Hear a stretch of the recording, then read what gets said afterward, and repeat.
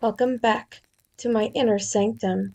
I'm your hostess, Countess Elizabeth, mistress of the macabre, and today I wanted to do something a bit different. The holiday season is finally upon us, and what will be more festive than a holiday horror story? So, I will be narrating for you one such story.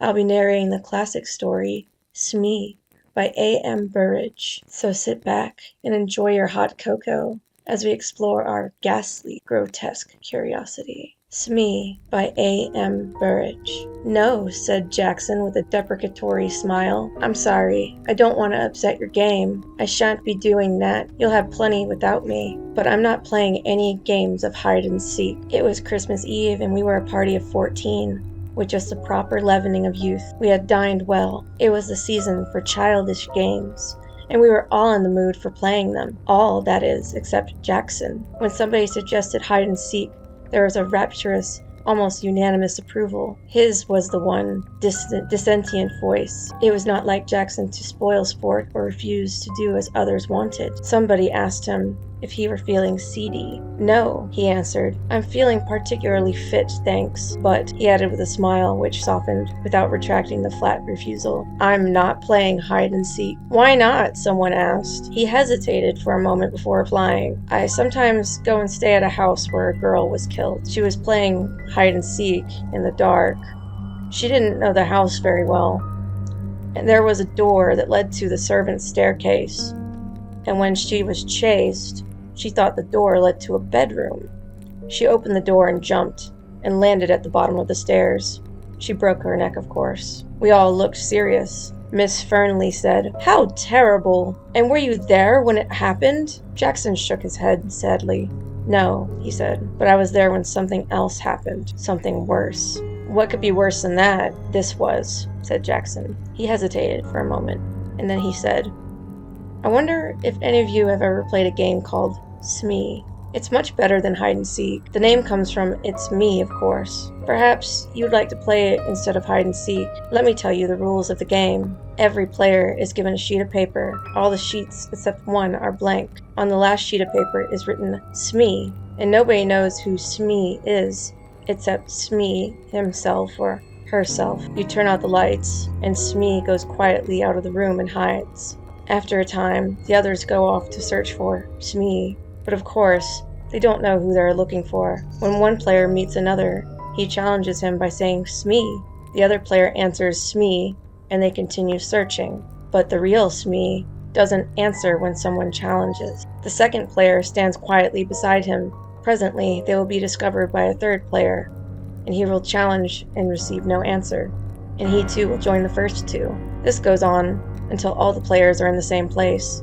The last one to find Smee has to play a forfeit. It's a good, noisy, amusing game.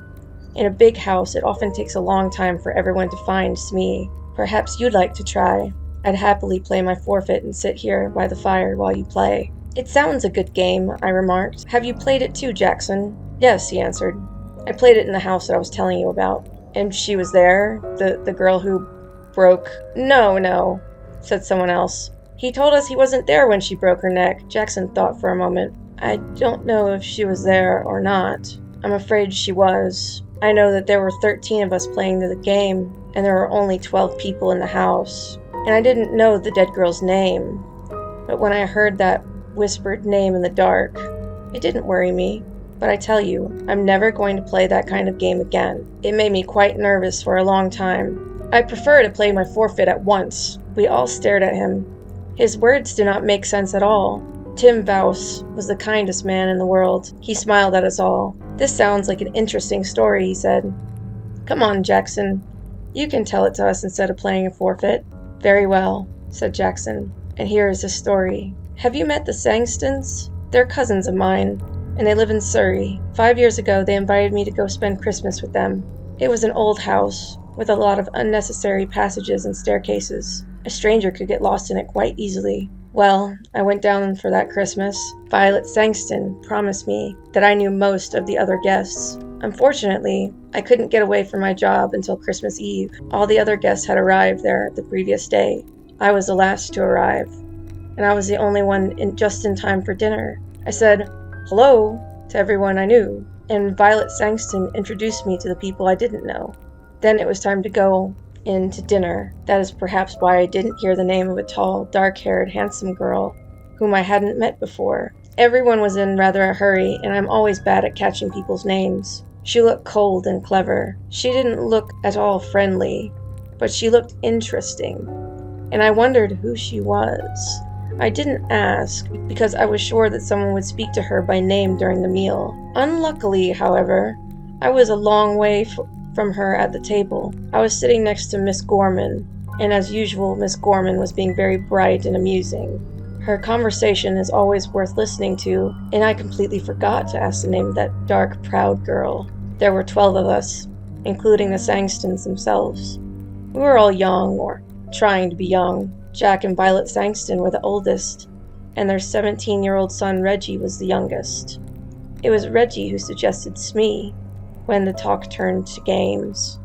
He told us the rules of the game just as I've described them to you. Jack Sangston warned us all. "If you're going to play games in the dark," he said, "please be careful of the back stair on the first floor. A door leads to them, and I've often thought of taking that door off. In the dark, a stranger to the house could think that they were walking into a room. A girl really did break her neck on those stairs." I asked how it happened. "It was about 10 years ago, before we came here. There was a party, and they were playing hide and seek. The girl was looking for somewhere to hide. She heard somebody coming and ran along the passage to get away. She opened the door, thinking it led to a bedroom. She planned to hide in there until the seeker had gone. Unfortunately, it was a door that led to the back stairs. She fell straight onto the bottom of the stairs. She was dead when they picked her up. We all promised to be careful. Miss Gorman even made a little joke about living to be 90. You see, none of us had known the poor girl, and we didn't want to feel sad on Christmas Eve. Well, we all started the game immediately after dinner. Young Reggie Sangston went round making sure all the lights were off, except for the ones in the servants' room and the one in the sitting room where we were. We then prepared 12 sheets of paper. 11 of them were blank, and one of them had Smee written on it. Reggie mixed them all up, and we took each one. The person who got the paper with Smee on it had to hide. I looked at mine and saw that it was blank. A moment later, all of the electric lights went out. In the darkness, I heard someone moving very quietly to the door. After a minute, somebody blew a whistle, and we all rushed to the door. I had no idea who was Smee. For 5 or 10 minutes, we were all rushing up and down passages and in and out of rooms, challenging each other and answering, "Smee? Smee?" After a while, the noise died down, and I guess that someone had found Smee. After a time, I found a group of people, all sitting on some narrow stairs. I challenged and received no answer. So Smee was there. I hurriedly joined the group. Presently, 2 or more players arrived. Each one was hurrying to avoid being last. Jack Sangston was last, and was given a forfeit. "I think we're all here now, aren't we?" he remarked. He lit a match, looked up the staircase, and began to count. 9, 10, 11, 12, 13, he said and laughed. "Well, that's silly. There's one too many." The match went out, and he lit another and began to count. He got as far as 12. Then he looked puzzled. "There are 13 people here?" he said. "I haven't counted myself yet." "Oh, nonsense," I laughed. "You probably began with yourself, and now you want to count yourself twice." His son took out the electric torch. It gave a better light than the matches, and we all began to count. And of course, there were 12 of us. Jack laughed. "Well," he said, "I was sure I counted 13 twice." From halfway up the stairs, Violet Sangston spoke nervously. "I thought there was somebody sitting 2 steps above me. Have you moved, Captain Ransom?" The captain said that he hadn't, but I thought there was somebody sitting between Miss Sangston and me. Just for a moment, there was an uncomfortable feeling in the air. A cold finger seemed to touch us all. For that moment, we felt that something odd and unpleasant had just happened, and it was likely to happen again. Then we laughed at ourselves and at each other, and we felt normal again. There were only 12 of us, and that was that. Still laughing, we marched back to the sitting room and began again. This time, I was Smee. Violet Sangston found me while I was searching for a hiding place. That game didn't last long. Soon there were 12 people, and the game was over. Violet felt cold and wanted her jacket. Her husband went up to the bedroom to fetch it. As soon as he'd gone, Reggie touched me on the arm. He was looking pale and sick. "Quick," he whispered. "I've got to talk to you. Something horrible has happened." We went into the breakfast room.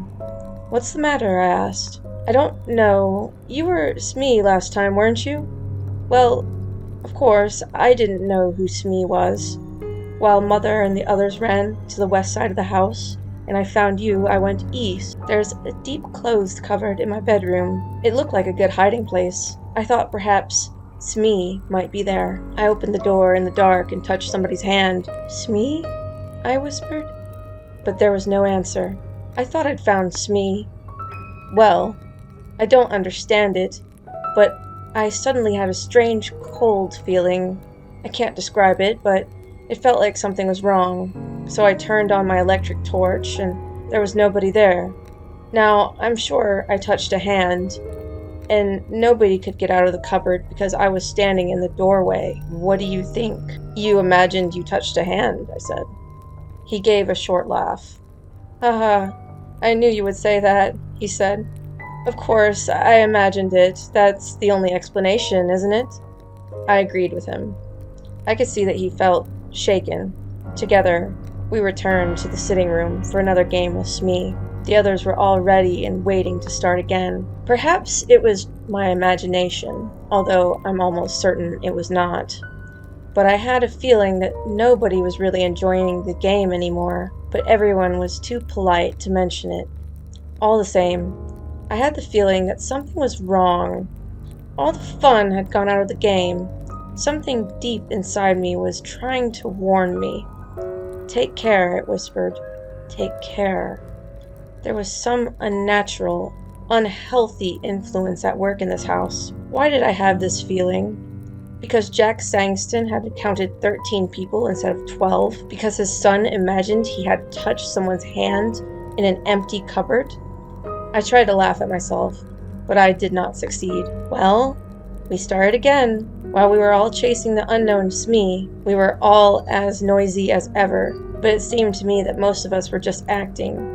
We were no longer enjoying the game. At first I stayed with the others, but for several minutes no Smee was found. I left the main group and started searching on the first floor at the west side of the house, and there, while I was feeling my way along, I bumped into a pair of human knees. I put out my hand and touched a soft, heavy curtain. Then I knew where I was. There were tall, deep windows, with window seats at the end of the passage. The curtains reached to the ground. Somebody was sitting in a corner of one of the window seats behind the curtain. "Aha," I thought. "I've caught Smee." So I pulled the curtain to one side and touched a woman's arm. It was a dark, moonless night outside. I couldn't see the woman sitting in the corner of the window seat. "Smee?" I whispered. There was no answer. When Smee is challenged, he or she does not answer, so I sat down beside her to wait for the others. Then I whispered, "What's your name?" And out of the darkness beside me a whisper came, "Brenda Ford." I did not know the name, but I guessed at once who she was. I knew every girl in the house by name except one, and that was a tall, pale, dark girl. So here she was, sitting beside me on the window seat, shut in between a heavy curtain and a window. I was beginning to enjoy the game. I wondered if she was enjoying it too. I whispered one or two rather ordinary questions to her, and I received no answer. Smee is a game of silence. It is a rule of the game that Smee and the other person or persons who have found Smee have to keep quiet. This, of course, makes it harder for the others to find them, but there was nobody else about. I wondered, therefore, why she was insisting on silence. I spoke again and got no answer. I began to feel a little annoyed. Perhaps she is one of those cold, clever girls who have a poor opinion of all men, I thought. She doesn't like me, and she's using one of the rules of the game as an excuse for not speaking. Well, if she doesn't like sitting here with me, I certainly don't want to sit with her. I turned away from her. I hope someone finds us soon, I thought. As I sat there, I realized that I disliked sitting beside this girl very much indeed. That was strange. The girl I had seen earlier at dinner seemed likable in a cold kind of way. I noticed her and wanted to know more about her. But now I felt really uncomfortable beside her. The The feeling of something wrong, something unnatural was growing. I remembered touching her arm, and I trembled with horror. I wanted to jump and run away. I prayed that someone would come along soon. Just then, I heard light footsteps in the passage. Somebody on the other side of the curtain brushed against my knees. The curtain moved to one side, and a woman's hand touched my shoulder. "Smee?" whispered a voice that I recognized at once. It was Miss Gorman. Of course, she received no answer. She came and sat down beside me, and at once I felt very much better. "It's Tony Jackson, isn't it?" she whispered. "Yes," I whispered back. "You're not Smee, are you?" "No, she's on my other side." She reached out across me. I heard her fingernails scratch a woman's silk dress. "Hello, Smee. How are you? Who are you? Oh, is it against the rules to talk? Never mind. Tony, we'll break the rules. Do you know Tony? Do you know Tony? This game is beginning to annoy me a little. I hope they aren't going to play it all evening, because I'd like to play a nice quiet game, all together beside the warm fire." "Me too," I agreed. "Can't you suggest something to them? There's something rather unhealthy about this particular game. I'm sure I'm being very silly, but I can't get rid of the idea that we've got an extra player. Somebody who ought not to be here at all." That was exactly how I felt, but I didn't say so. However, I felt very much better. Mrs. Gorman's arrival had chased away my fears. We sat talking. "I wondered when the others would find us," said Miss Gorman. After a time, we heard the sound of feet, and young Reggie's voice shouting, "Hello? Hello? Is anybody there?" "Yes," I answered. "Is Miss Gorman with you?" "Yes." "What happened to you? You've both got forfeits. We've been waiting for you for hours." "But you haven't found Smee yet," I complained. "You haven't, you mean? I was Smee this time." "But Smee is here with us," I cried. "Yes," agreed Miss Gorman. The curtain was pulled back, and we sat looking into the eye of Reggie's electric torch. I looked at Miss Gorman, and then on my other side, between me and the wall, there was an empty place at the window seat. I stood up at once.